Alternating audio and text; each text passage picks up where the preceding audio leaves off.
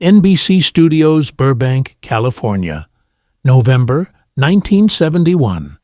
Friday night, 16 minutes past 11.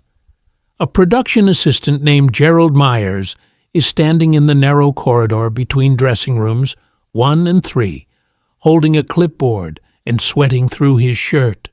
He has worked on The Tonight Show starring Johnny Carson for 2 years. He has handled drunk comedians, feuding actors, a senator who vomited backstage before going on air. None of that prepared him for tonight. Tonight, he is responsible for making sure 2 men reach the studio stage on time. One of those men is Bruce Lee. The other is Andre the Giant. And 12 minutes ago, something happened in the hallway between their dressing rooms that has changed the entire plan for tonight's show.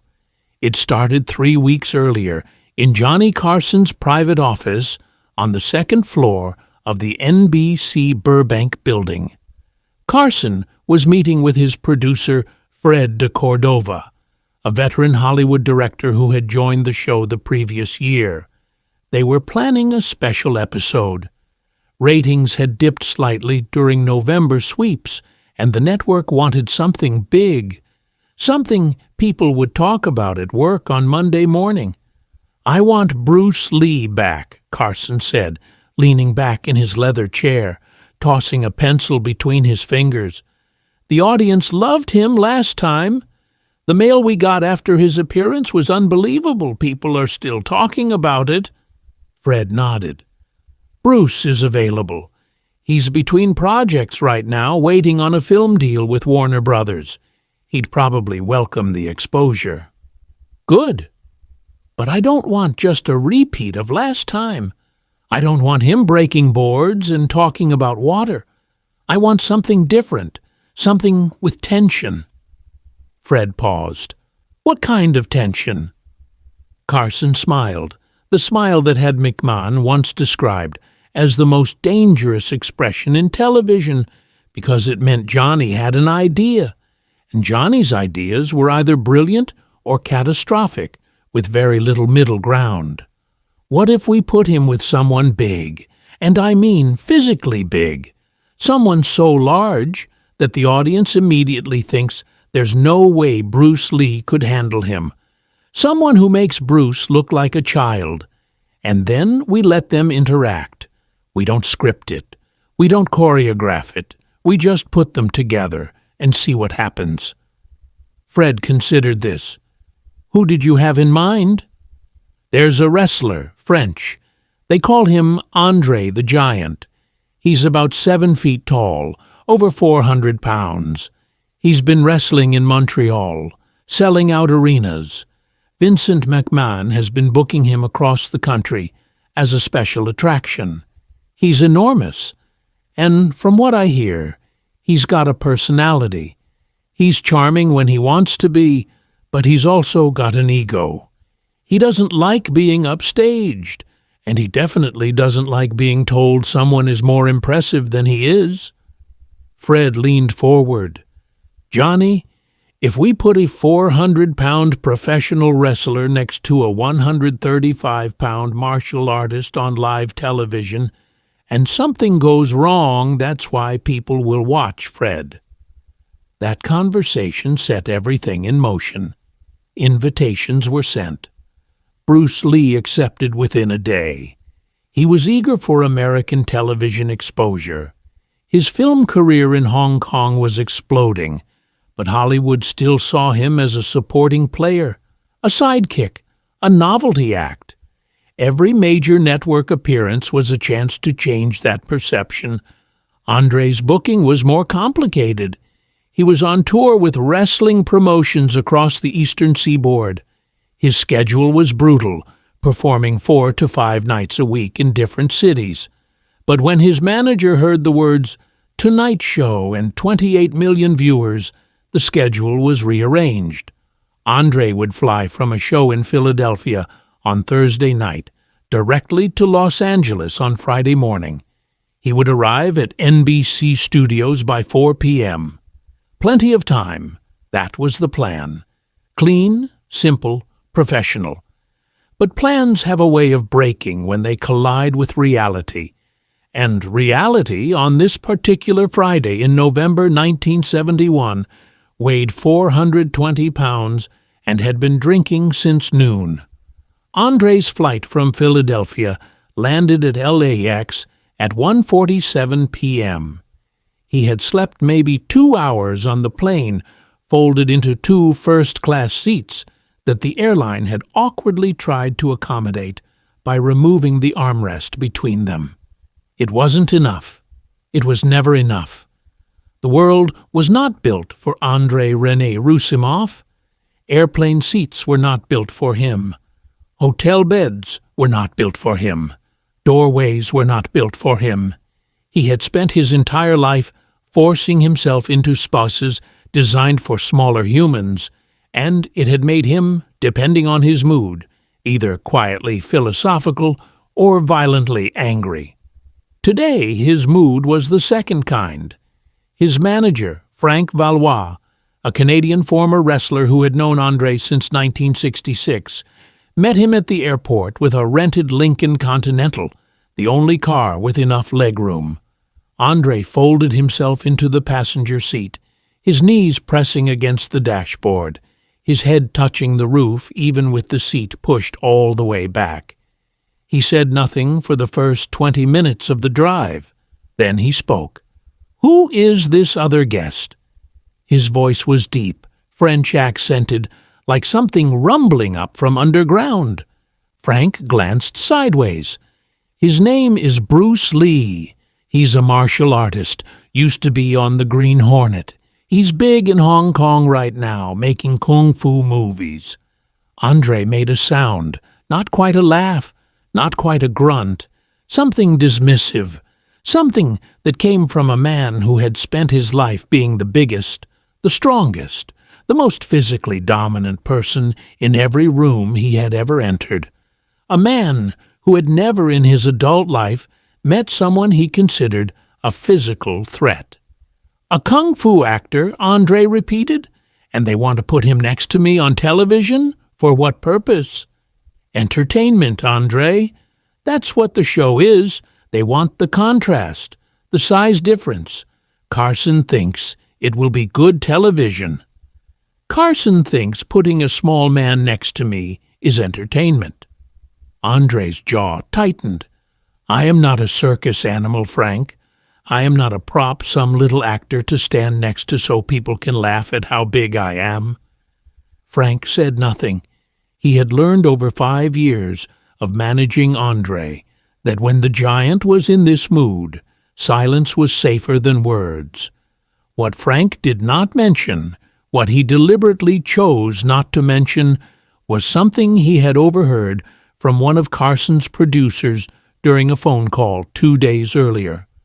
The producer had said casually, almost as a joke, "Carson's been telling people that Bruce Lee is the most impressive physical specimen he's ever had on the show." Frank knew what those words would do to Andre. Andre, who had been called the 8th wonder of the world. Andre, who could lift 400 pounds over his head. Andre, who had once flipped a car onto its side during a bar fight in Montreal because someone had called him a freak. If Andre heard that Johnny Carson considered a 135-pound kung fu instructor more physically impressive than him, tonight would not go well. Andre arrived at NBC Studios at 4:22 p.m., 38 minutes behind schedule. The production team had prepared for his arrival. They had measured the doorways.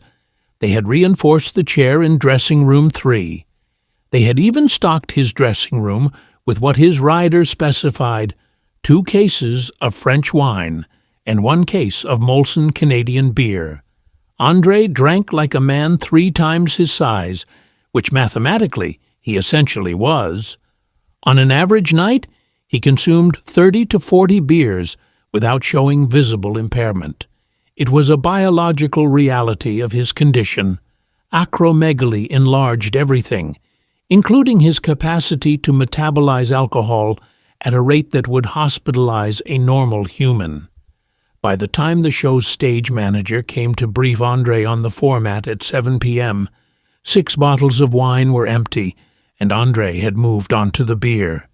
He wasn't drunk, not by his standards, but there was a looseness in him, a warmth in his eyes that could turn cold in an instant, an unpredictability that made the stage manager choose his words very carefully. "Mr. Roussimoff, you'll be the second guest tonight.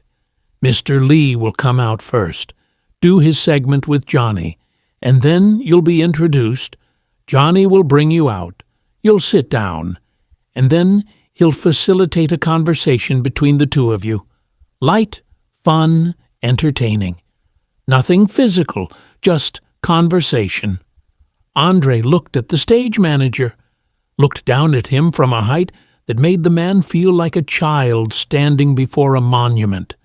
"Nothing physical?" Andre repeated slowly, his accent thickening the words. Then he smiled, a smile that showed teeth but contained no warmth. "We will see. Bruce Lee arrived at NBC Studios at 5:15 p.m., almost 3 hours before showtime.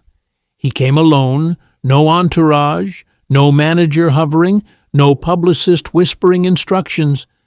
Just Bruce carrying a small leather bag, wearing a navy blue suit that his wife Linda had picked out for him that morning in their Bel Air home. He had kissed his 2-year-old daughter Shannon goodbye, told his 6-year-old son Brandon to behave for his mother, and driven himself to Burbank in his black Mercedes. Quietly, calmly, the way he did everything. The production assistant who met him at the studio entrance was a young woman named Carol. She recognized him instantly, and her eyes went wide. Not because he was famous, though he was, but because in person Bruce Lee radiated something that cameras only partially captured. There was a stillness to him, a coiled readiness, like a spring compressed to its absolute limit, but held perfectly in place. He moved through the corridor, and she noticed his footsteps made no sound. None. On a concrete floor, she would tell this story for years afterward. The man walked like he was floating. Bruce was shown to dressing room 1. Small, simple, a mirror with lights, a rack for clothes, a small couch, a table with water and fruit.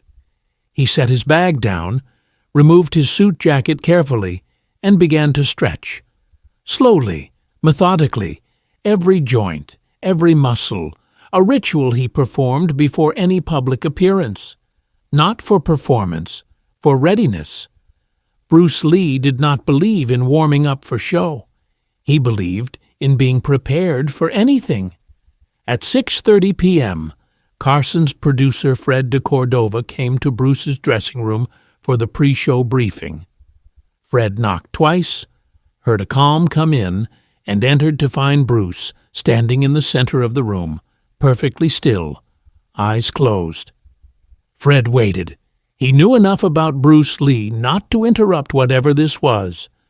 Bruce opened his eyes. "Fred, good to see you again." "Bruce, thanks for coming. Johnny's thrilled. You're here, listen, I need to walk you through tonight's format. Of course, you'll be the first guest. You'll come out, sit with Johnny.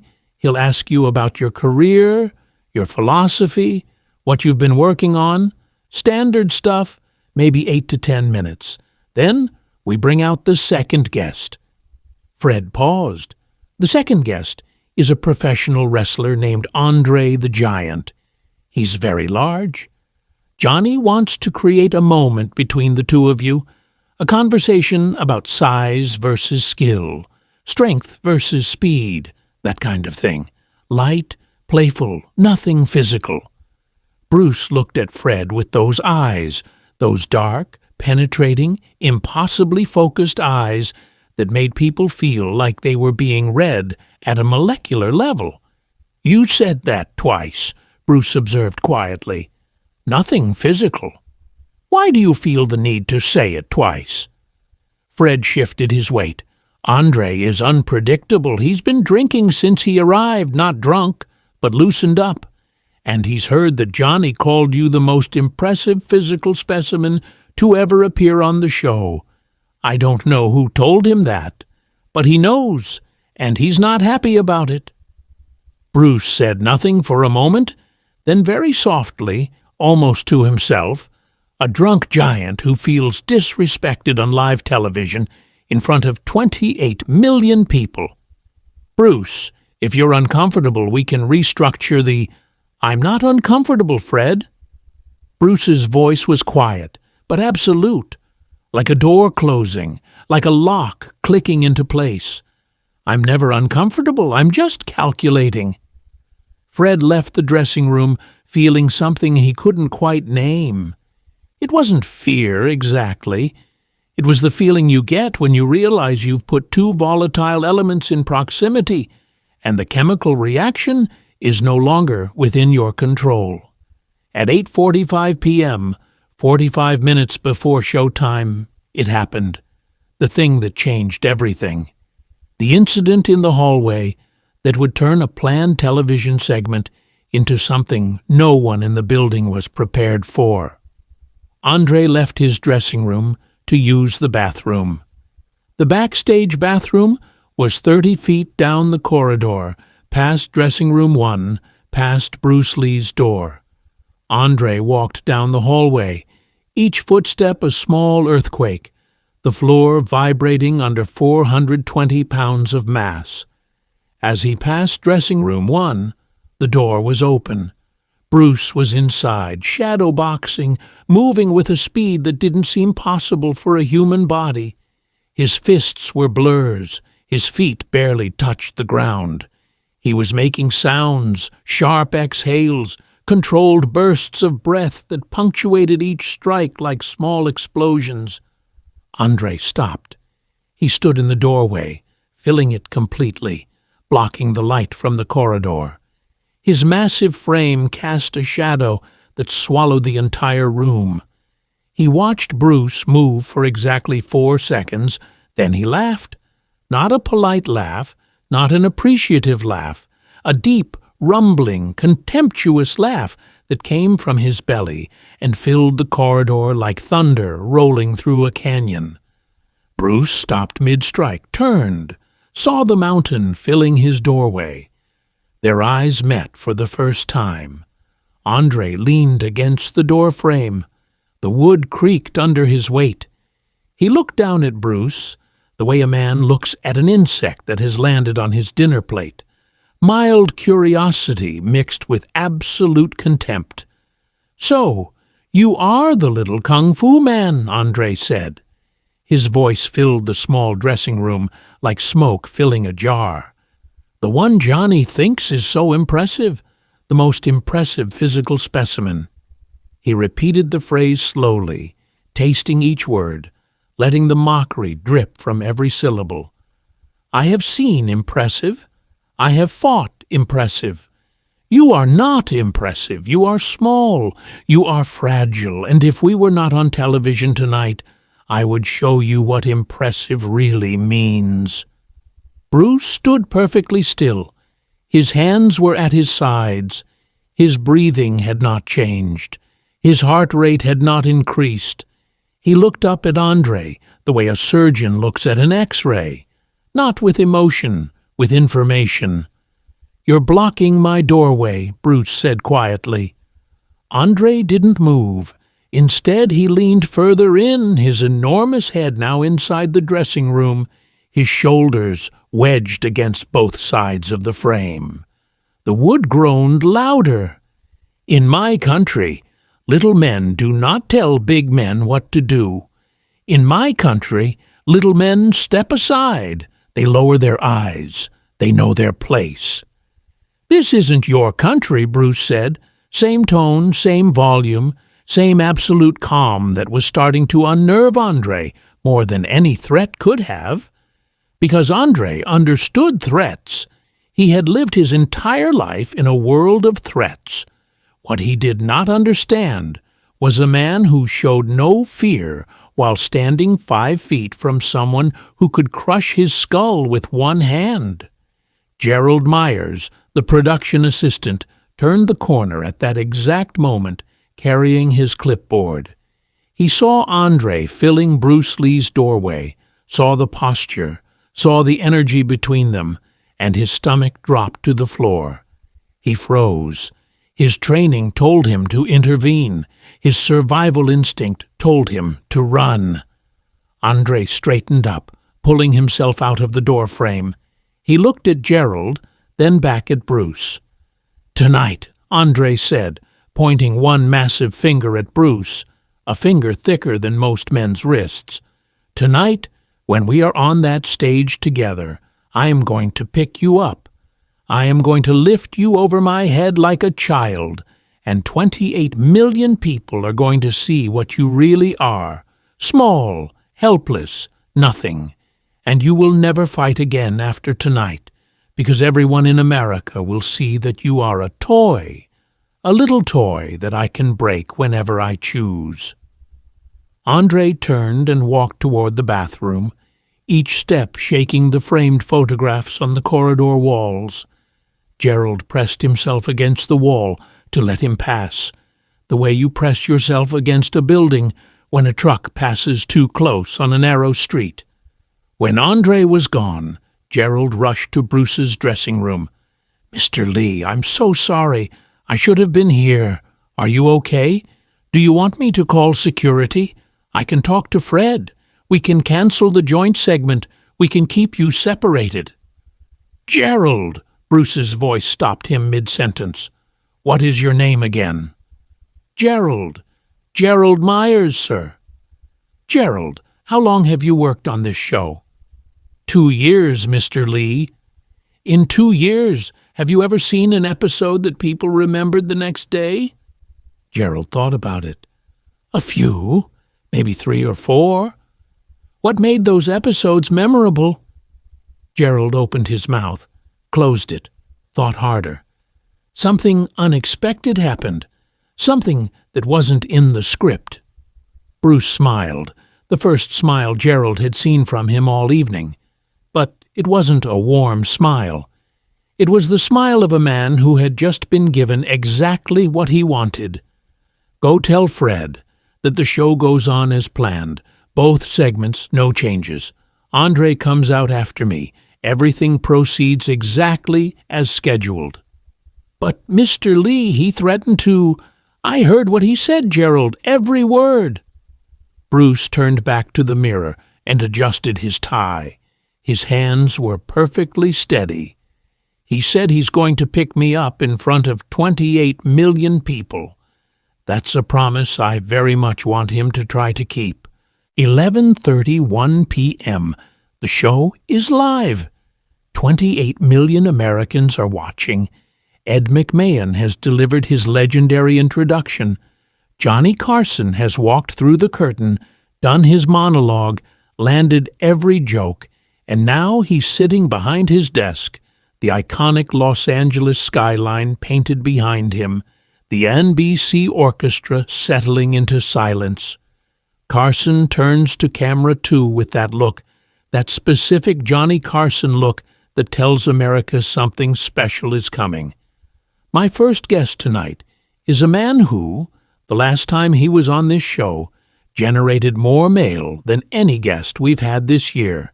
He is a martial artist, an actor, a philosopher, and frankly, one of the most extraordinary human beings I've ever met. Please welcome Bruce Lee. The curtain parts, Bruce steps through, and the studio audience of 450 people does something that almost never happens on The Tonight Show.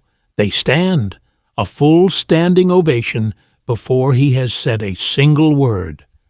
Bruce walks to the desk with that walk, the one that Carol, the production assistant, described as floating, and shakes Carson's hand. His grip is firm, but controlled. Everything about Bruce Lee is controlled. He sits.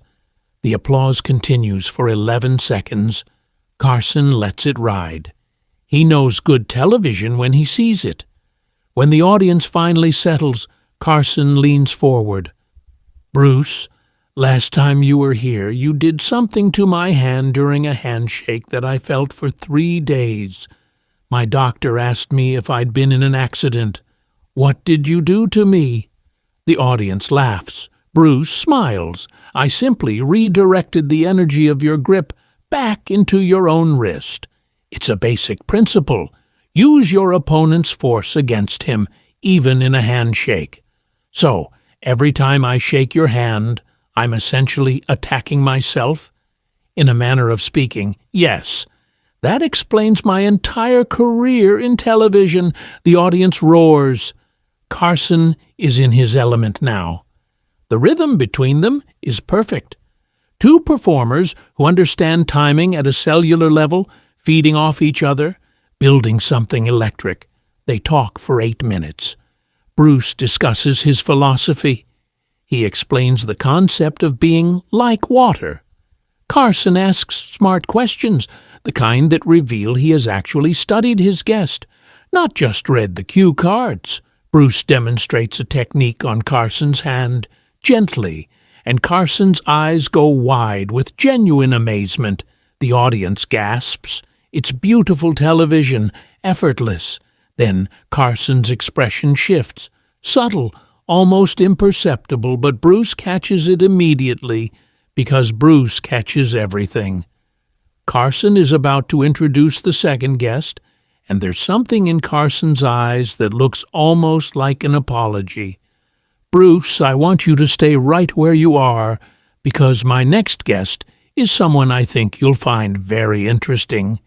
He stands nearly 7 feet tall. He weighs over 400 pounds. He is called the eighth wonder of the world. Ladies and gentlemen, Andre the Giant. The curtain parts again, and the sound that comes from the studio audience is not applause, it's a gasp, a collective, involuntary intake of breath from 450 people who are suddenly confronted with something their brains cannot immediately process. Andre steps through the curtain, and the stage seems to shrink. The desk seems smaller.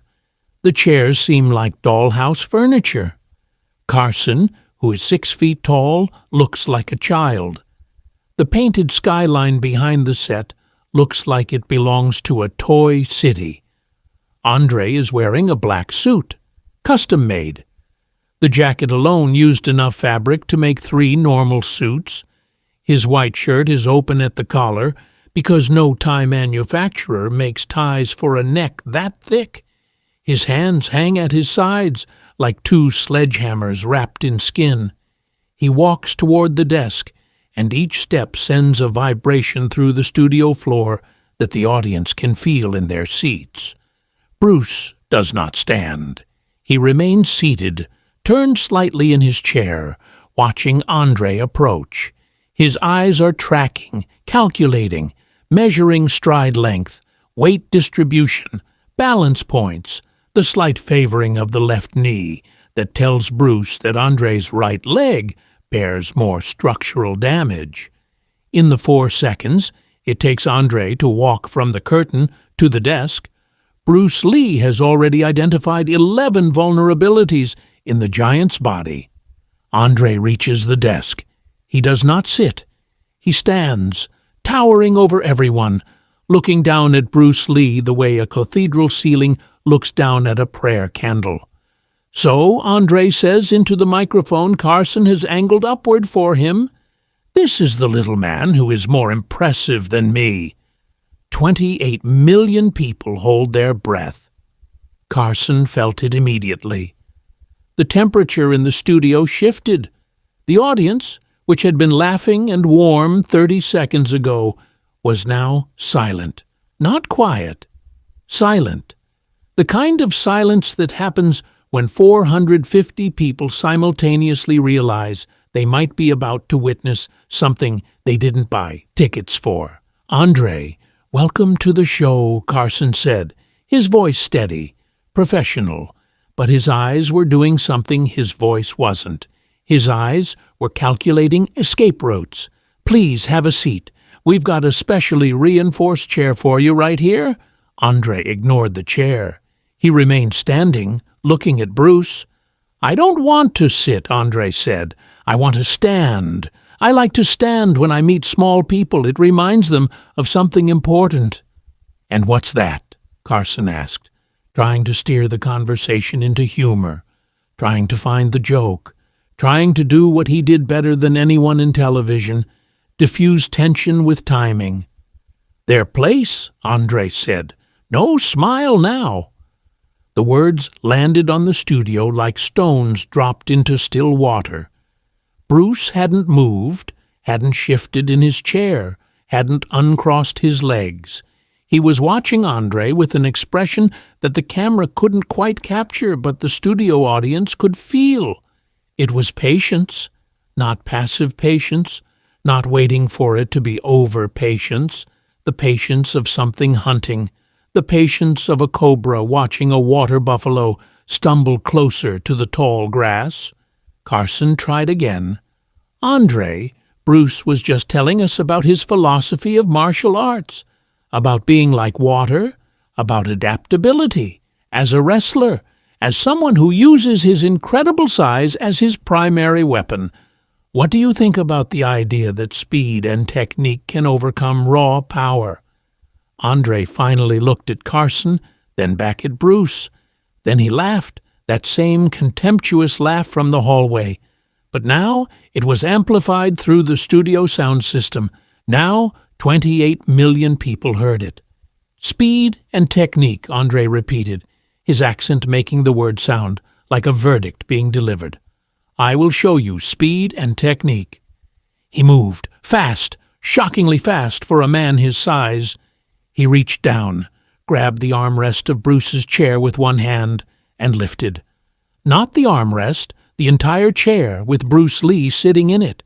He raised it 6 inches off the ground with one arm, holding it suspended in the air, holding a 135-pound man and a 40-pound chair with one hand as casually as a normal person holds a coffee cup.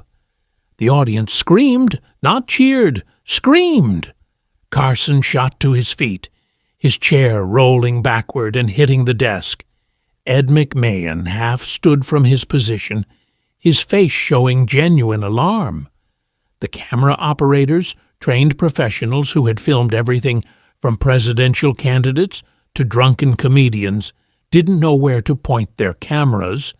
And Bruce Lee, suspended in the air in a chair held by a giant, did something that nobody in that studio, nobody among the 28 million watching at home, nobody in the entire history of television had ever seen before.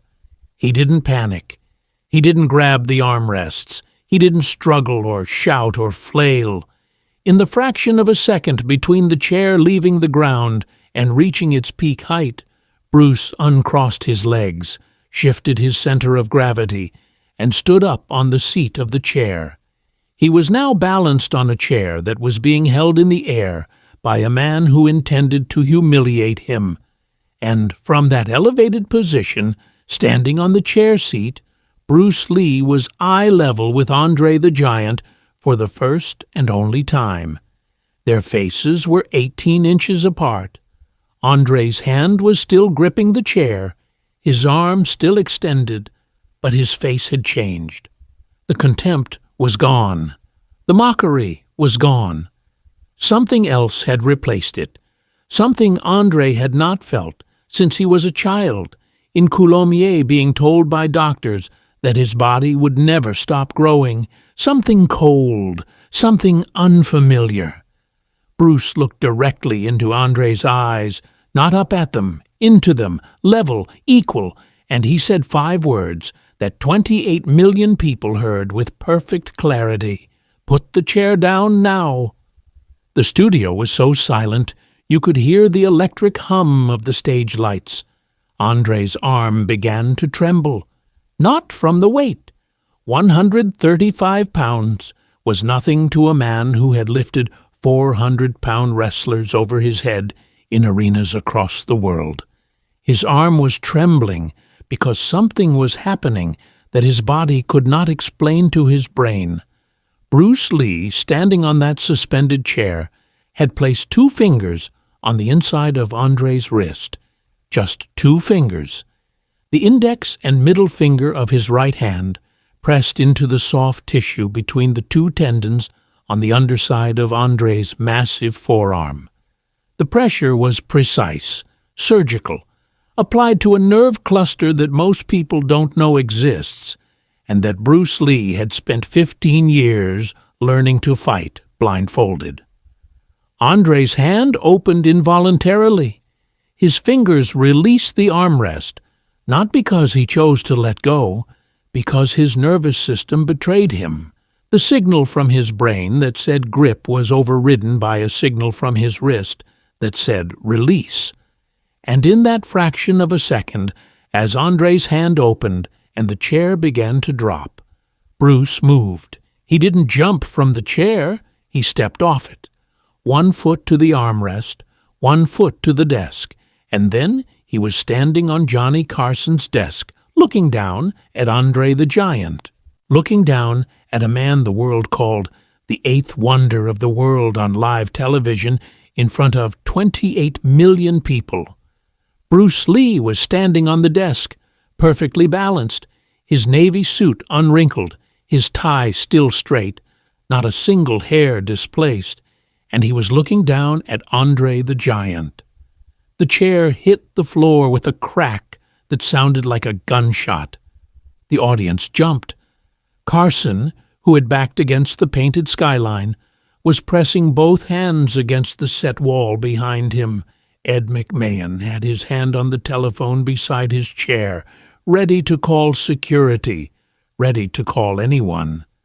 Doc Severinsen had stood up from behind his music stand, his trumpet still in one hand, his mouth open. And Andre stood there looking up for the first time in his adult life, looking up at another human being. His brain could not process this. He was Andre the Giant. People looked up at him. That was how the world worked. That was the fundamental law of his existence. He was tall, everyone else was short. He was big, everyone else was small. And now a 135-pound man was standing on a desk looking down at him with an expression that contained no fear, no anger, no triumph, just stillness, just absolute terrifying calm. "I asked you to put the chair down," Bruce said. His voice carried through the studio without a microphone. Clear, controlled, every consonant precise. "You chose not to listen. So, I solved the problem myself. That is what I do. I don't wait for the world to accommodate me. I adapt. I overcome. I find the solution that no one else sees. That is not kung fu, Andre. That is not a trick.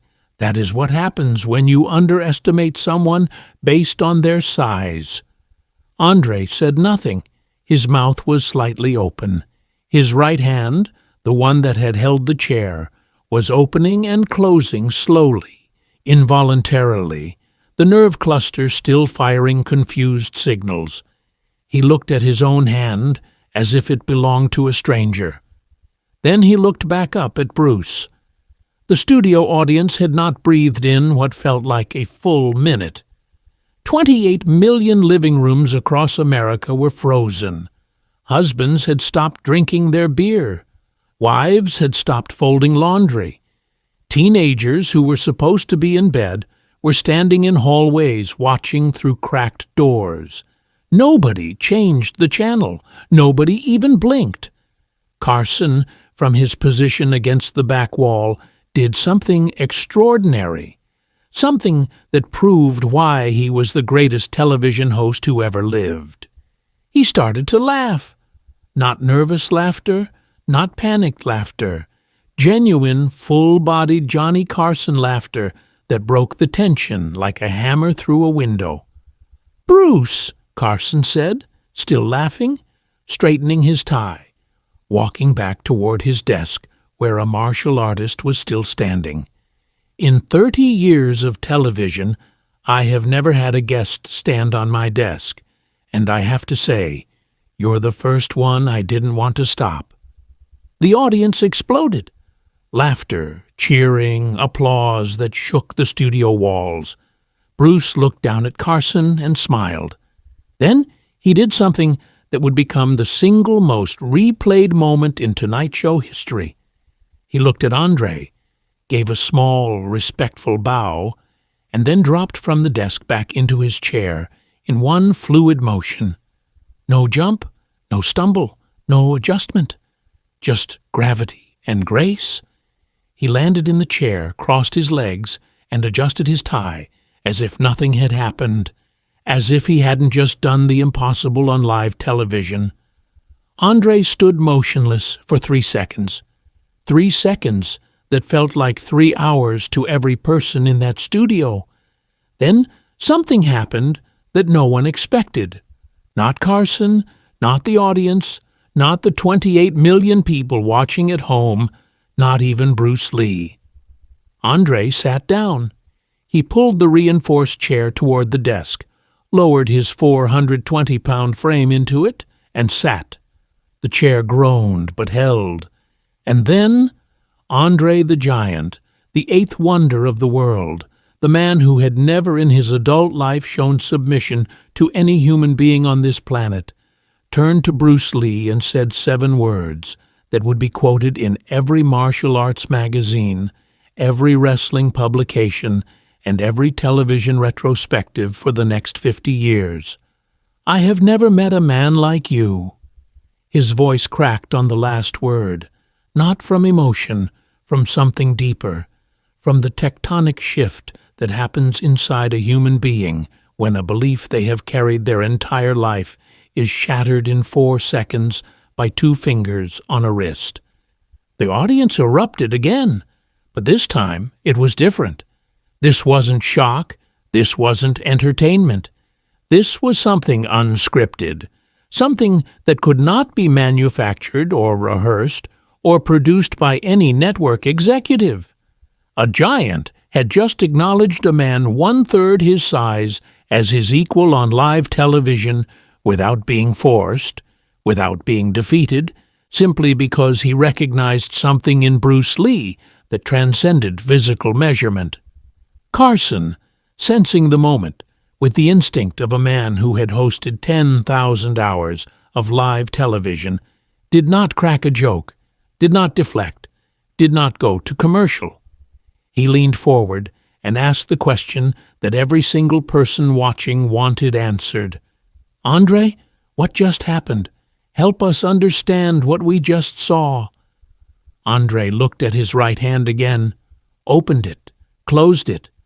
The nerve was still tingling. He looked at Carson, then at the audience, then at Bruce. "I have been the biggest man in every room since I was 14 years old," Andre said slowly. "Every room, every arena, every country. I've never been afraid of any man. I walked into this studio tonight believing that size is everything, that strength is everything, that this small man was a joke." He paused. The studio was absolutely silent. "He made my hand open. I did not choose to open it. He decided my hand would open, and it opened. My body listened to him instead of me. No man has ever done that. No man has ever taken control of my body away from me. I weigh 420 pounds, and he controlled me with 2 fingers." Andre turned to Bruce. "How?" Bruce uncrossed his legs and leaned forward. "Your size is a gift, Andre, but you have been using it as a weapon for so long that you forgot it is also a vulnerability. Every nerve in your body is larger than a normal person's nerve. Every pressure point is closer to the surface. Your size doesn't protect you from precision. It makes you more vulnerable to it. The bigger the machine, the smaller the wrench needed to stop it." Andre stared at Bruce for a long moment. Then he did something that backstage crew members would swear they never saw Andre do before or after that night. He extended his hand, not to grab, not to crush, not to intimidate, to shake. His massive hand hung in the air between them, open, waiting. Bruce took it. His entire hand disappeared inside Andre's grip. They shook once, firm, respectful.